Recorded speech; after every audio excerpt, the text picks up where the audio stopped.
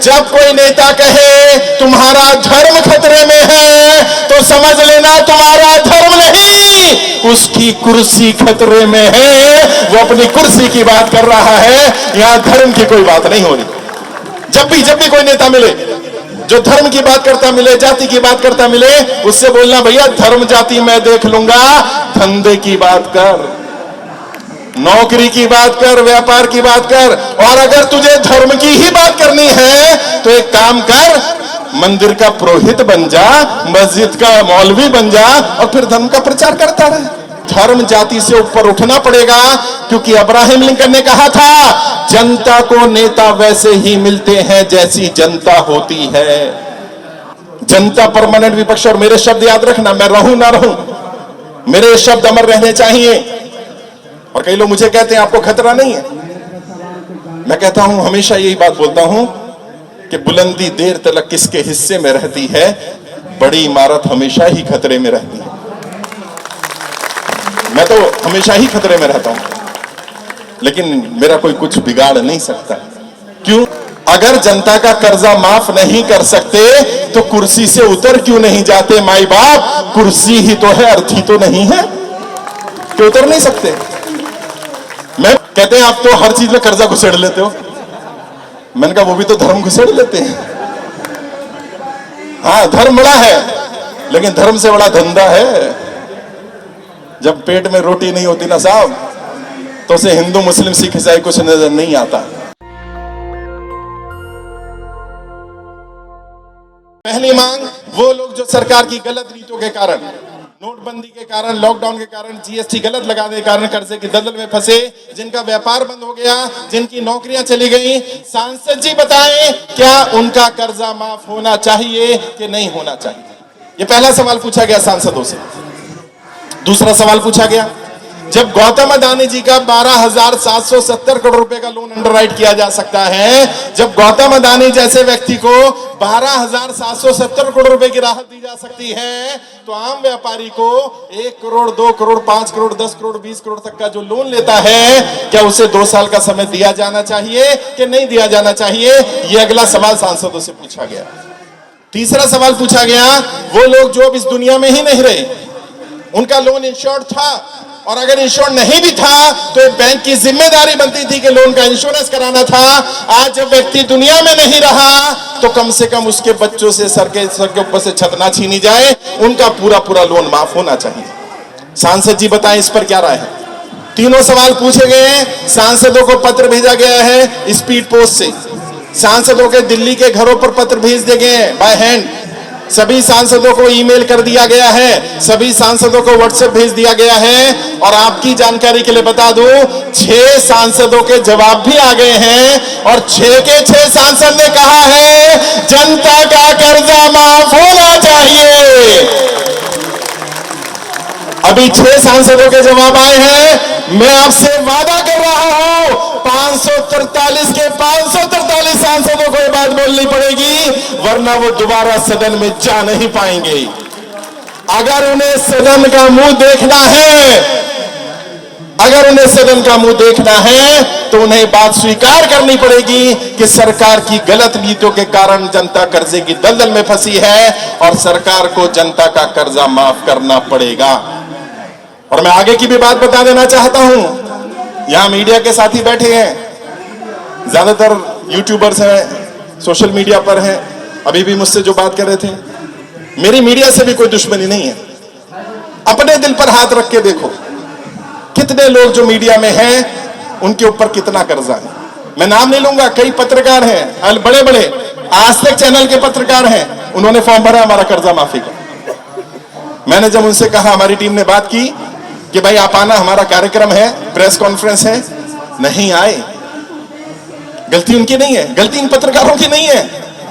Problem क्या है, वो आ भी जाएंगे तो भी आपकी खबर दिखाई नहीं जाएगी, क्योंकि आपकी खबर दिखाने से किसी की कुर्सी खतरे में आ जाती है, तो उन्हें हमेशा डर लगा रहता है।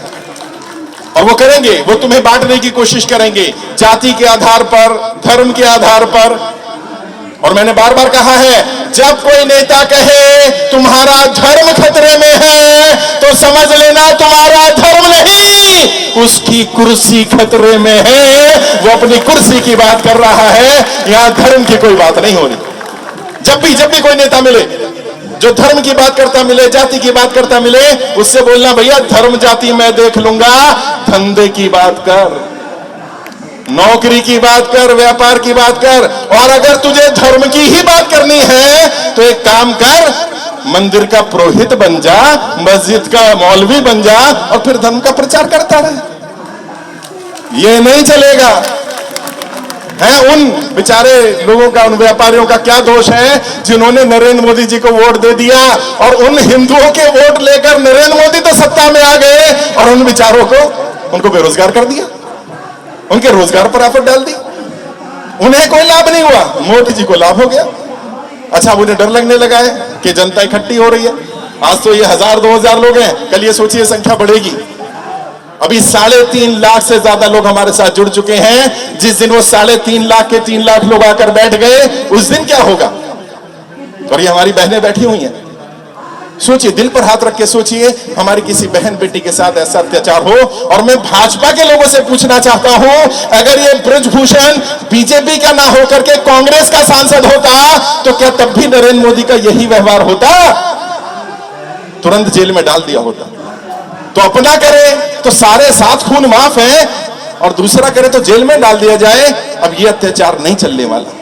गलत को गलत कहना पड़ेगा, सही को सही कहना पड़ेगा, धर्म जाति से ऊपर उठना पड़ेगा।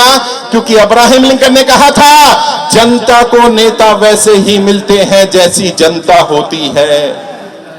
अगर नेता खराब है तो इसमें दोष नेता का नहीं है, इसमें दोष उस जनता का है। जब तक जनता नहीं सुधरेगी तब तक नेता सुधरने वाले नहीं है। और मैं एक पॉलिटिकल ट्रेनर हूं, मैं राजनेताओं की नब्ज जानता हूं, और मैं आपको बता रहा हूं, ये नब्ज पकड़ लेना। जो बाबा साहब अंबेडकर ने कहा था, संविधान सभा में सवाल पूछा गया बाबा साहब अंबेडकर से, भारत में सरकारें कैसे बनेंगी। उन्होंने कहा, जनता के प्रतिनिधि चुनकर के आएंगे, जो पक्ष में होगा वो सत्ता पक्ष हो जाएगा, जो सहमत नहीं होगा वो विपक्ष हो जाएगा। तो बाबा साहब अंबेडकर जी से पूछा गया, मान लीजिए किसी दिन ऐसा हुआ, सारे सांसदों ने मिलकर सरकार बना ली, सारे ही सत्ता पक्ष के हो गए, तो विपक्ष में कौन होगा? हो सकता है ना, दिल्ली में हुआ, 100 में से 70 में से 67 सीटें आम आदमी पार्टी जीत गई। अच्छा, मानो 70 जीत जाती तो जीत सकती थी, तो विपक्ष कौन होगा? बात सही है।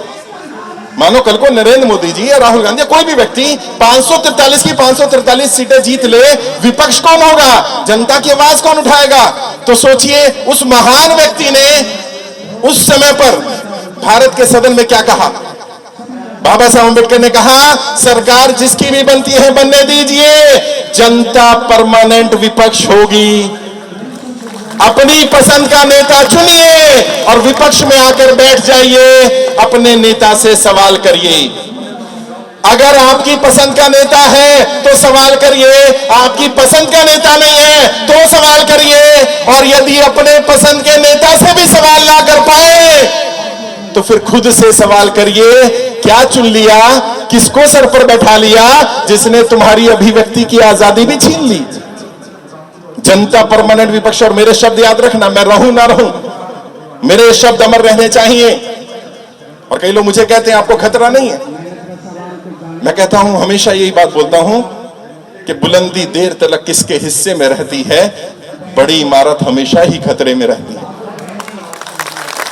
मैं तो हमेशा ही खतरे में रहता हूं, लेकिन मेरा कोई कुछ बिगाड़ नहीं सकता। क्यों? क्योंकि मैं एक व्यक्ति नहीं हूं, मैं एक विचार हूं। और विचार क्या? जब तक एक एक व्यक्ति कर्जा मुक्त नहीं हो जाता तब तक ये अभियान, ये आंदोलन चालू रहेगा। और मेरा ये मानना है, मेरा विश्वास है, मैं रहूं ना रहूं, मेरी टीम के साथी रहे ना रहे, यहां और बहुत सारे साथी हैं, किसी ना किसी गांव में, किसी ना किसी शहर में, किसी ना किसी मोहल्ले में कोई ना कोई रहेगा जो ये आवाज उठाता रहेगा, जनता का कर्जा माफ करना पड़ेगा, जनता का कर्जा माफ करना पड़ेगा। और ये बात वो कान खोलकर सुन ले, सत्ता परमानेंट नहीं है। सत्ता की उम्र कितनी? 5 साल, 10 साल, 15 साल, 20 साल जाना पड़ेगा।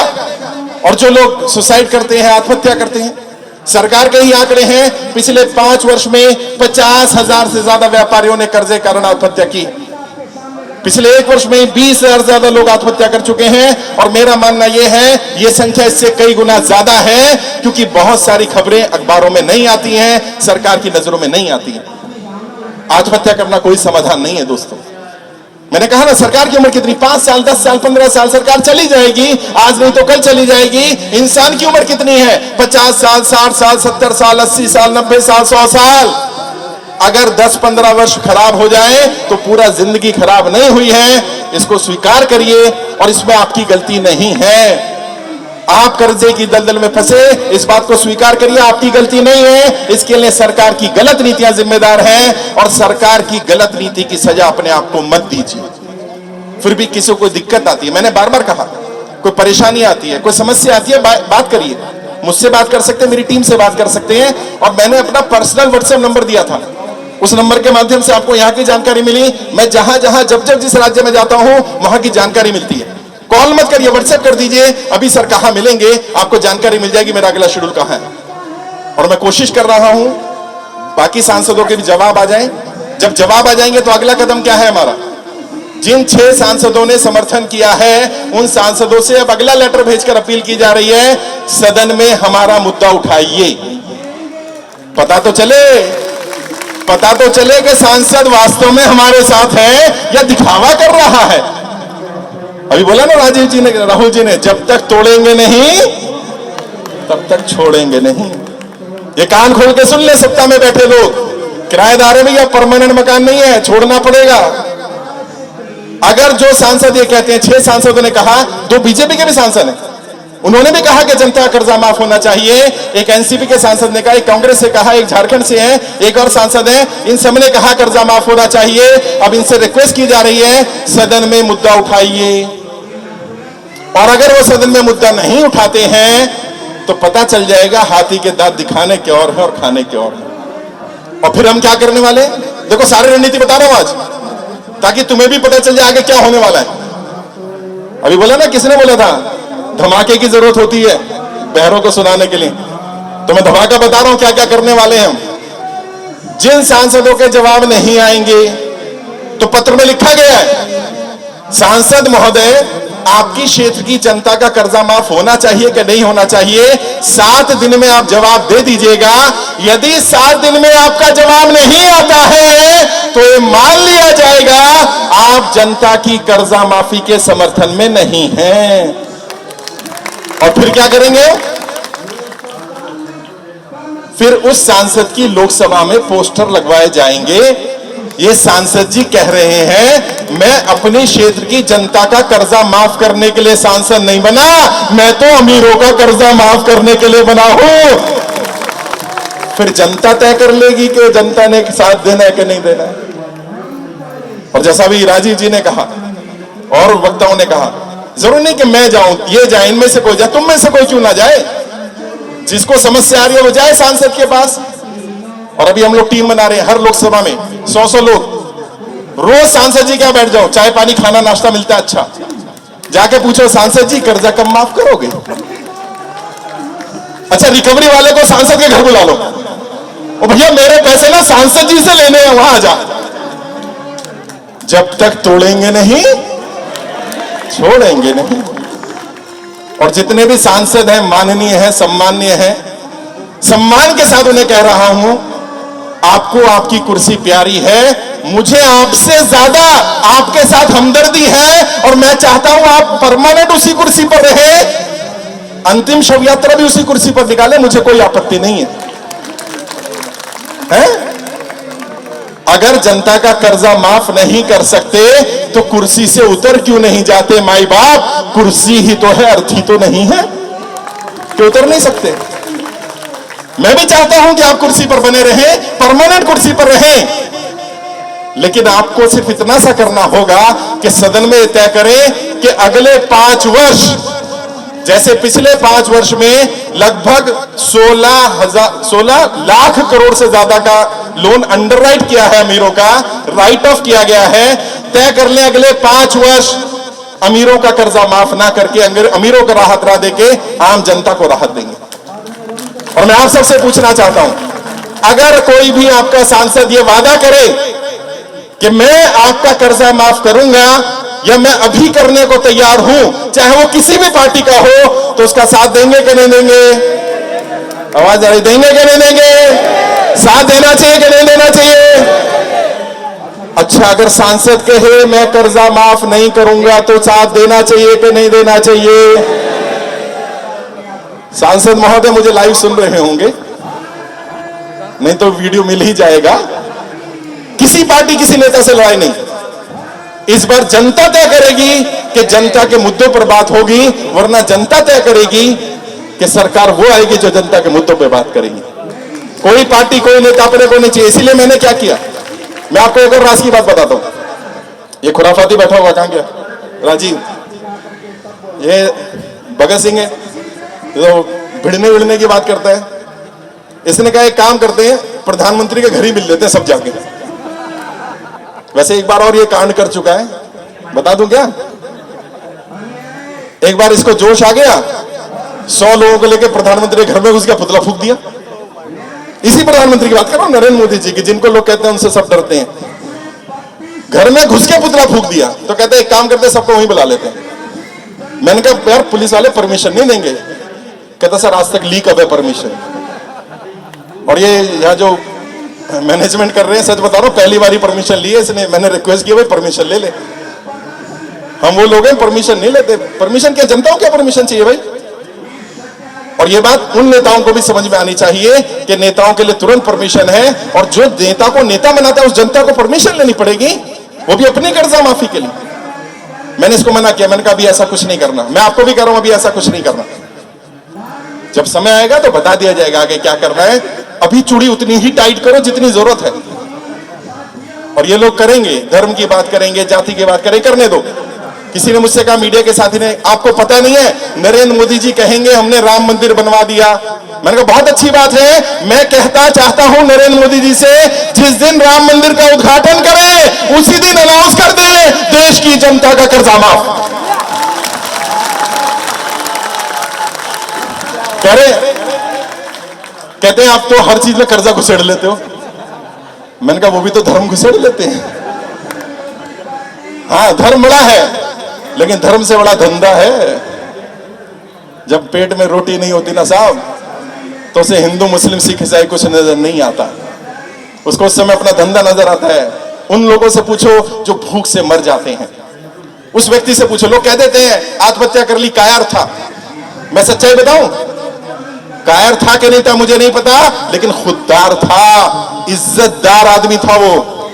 क्योंकि जब उसकी समाज में इज्जत उछाली जा रही थी, जब उसकी बहन बेटियों को बुरा कहा जा रहा था, मरता क्या ना करता, अपने सामने देख नहीं सकता, या तो मार देता या मर जाता। मारने की ताकत नहीं थी, मर गया। और कितना अत्याचार हो रहा है। यहां मध्य प्रदेश से साथी आए होंगे, उन्होंने बताया, मैं नाम नहीं लूंगा किसी का, उन्होंने बताया कि साहूकार से पैसा ले लो, और साहूकार कहता है अगर तुम किस्त नहीं दे सकते तो अपनी बहन बेटी को मेरे पास भेजो। ये सरकार में बैठे लोग, ये जो गूंगे बहरे लोग हैं ना, जो सब सुनते भी कुछ नहीं सुनते हैं, सब देखते भी कुछ दिखता नहीं है, उन्हें पता चलना चाहिए कि बहन बेटियों की इज्जत के साथ खिलवाड़ हो रहा है। इस कर्जे ने इतनी बुरी हालत ला दी है, और वो व्यक्ति जो मर रहा है उसके मरने का सबसे बड़ा कारण ये बदनामी है। इज्जतदार आदमी क्या कर सकता है? कितना कर्जा? 10,000, 20,000, 50,000, लाख, 2 लाख, 5 लाख, इससे ऊपर का कर्जा नहीं है। लेकिन बस, और जैसा भी राजीव जी ने कहा, हमारी प्रशासन से कोई लड़ाई नहीं है। ये पुलिस वाले साथी, सीआरपीएफ के साथी खड़े हैं, पैरामिलिट्री के साथी खड़े हैं, इनके भी परिवारों में कर्जा होगा। हमारा इनसे कोई विरोध नहीं है, क्योंकि जो गांधी जी ने कहा था, व्यवस्था का विरोध करना, व्यवस्था बनाने वालों का विरोध मत करना, क्योंकि व्यवस्था बनाने वाले भी उसी व्यवस्था के शिकार हैं। इनके ऊपर बेचारों के ऊपर नौकरी की तलवार अटकी हुई है, नौकरी चली जाएगी। वैसे कोई कमाई का साधन नहीं है, नौकरियां है नहीं, जैसे तैसे नौकरी मिल गई, नौकरी ना चली जाए। लेकिन मैं बता रहा हूं, ये अंदर की बात है, ये सारे लोग हमारे साथ हैं, ये सच्चाई बता रहा हूं मैं। ये जितने पुलिस वाले, पैरामिलिट्री के लोग हैं, सब हमारे साथ हैं, क्योंकि इनको भी पता है देश की जनता कर्जे की दलदल में फंसी हुई है, और उनसे कर्जे की दलदल से कोई बाहर निकालने के लिए बात नहीं कर रहा। अगर कोई कर रहा है तो केवल मैं, आपका भाई, आपका दोस्त, आपका बेटा कर रहा हूं, मेरी टीम कर रही है, ये साथी कर रहे हैं। और जैसा मैंने कहा, जब मुझे पता चला कि यहाँ इस भीड़ में बहुत सारे साथी ऐसे हैं जिन्होंने सुबह से मेरे साथ ही भूख हड़ताल पर बैठ गए हैं, बताया भी नहीं है, पानी तक नहीं पिया, मैंने भी पानी नहीं पिया। और मैं यहाँ जब व्यवस्था हो रही थी तो टेंट वाले को बोल रहे थे, भैया सुन रहे होंगे, मैंने कहा भैया यहाँ छत लगा देना, गर्मी बहुत है, क्योंकि 2-3 दिन बहुत गर्मी पड़ी है। कहते नहीं यहाँ अलाउड नहीं है। मैंने चलो कोई बात नहीं, तुम नहीं करोगे तो तुमसे बड़े वाले टेंट वाले से रिक्वेस्ट करेंगे। कहते बड़ा वाला कौन है? मैंने वही जो सबसे बड़ा है, सबका मालिक उससे रिक्वेस्ट करेंगे। और देखो कितना सुहाना दिन हो गया। मतलब कोई सोच सकता है कि आज मई की 24 तारीख है, इतनी सड़ी गर्मी पड़ती है और अभी देखिए मौसम कैसा हो रहा है। ये कुदरत का, ये नियति का संदेश है, एक मैसेज है। और मैं बार बार अपनी टीम के साथियों को भी कहता हूं, तुम्हें भी कहना चाहता हूं, अगर तुम चाहते हो वाकई कुछ बदलाव करना, वाकई चाहते हो कि कुछ ऐसा किया जाए जो औरों से अलग है, अपनी नियत सही रखना। नियत सही रखोगे, नियति तुम्हारा साथ जरूर देगी। जिनकी नियत खराब हो जाती है, नियति उनका साथ नहीं देती। और जैसा सभी साथियों ने कहा कि मुझसे मिलना चाहते हैं, 5 बजे तक तो यहां परमिशन है, एक से मिलूंगा। बिल्कुल मत घबराना, कोई नोटिस आया तो मेरी लीगल टीम है, एडवोकेट बैठे ना भाई, लीगल टीम है ना, हाँ लीगल टीम बैठी हुई है, उनसे मिलवाएंगे। अलग अलग राज्यों के प्रभारी हैं, जिस राज्य से तुम आए उससे मिलवाएंगे। तुम्हारी समस्या का समाधान जो इमीडिएट हो सकता है वो करने की कोशिश करेंगे, सबसे मिलेंगे। घबराना नहीं, परेशान नहीं होना। 5 बजे तक का समय तो यहाँ है। अगर यहाँ नहीं मिल पाएंगे तो इसके बाद हम यहाँ से अपना ये भूख हड़ताल तोड़ने के लिए सीधा गुरुद्वारे जाएंगे बंगला साहिब। वहां हमने मैनेजमेंट से रिक्वेस्ट की थी, उन्होंने हमारी रिक्वेस्ट मान ली है। वहीं जाकर के पंगत में खाना खाएंगे, गुरु का आशीर्वाद भी ले लेंगे। नेशनल दस्तक की आपसे गुजारिश है कि अगर इसको बचाना चाहते हैं तो नेशनल दस्तक को सब्सक्राइब करने के लिए रेड कलर के सब्सक्राइब बटन को दबाएं, फिर बेल आइकन की घंटी दबाएं। नेशनल दस्तक को बचाने के लिए बहुत जरूरी है कि हर खबर को शेयर करें, लाइक करें, कमेंट जरूर करें।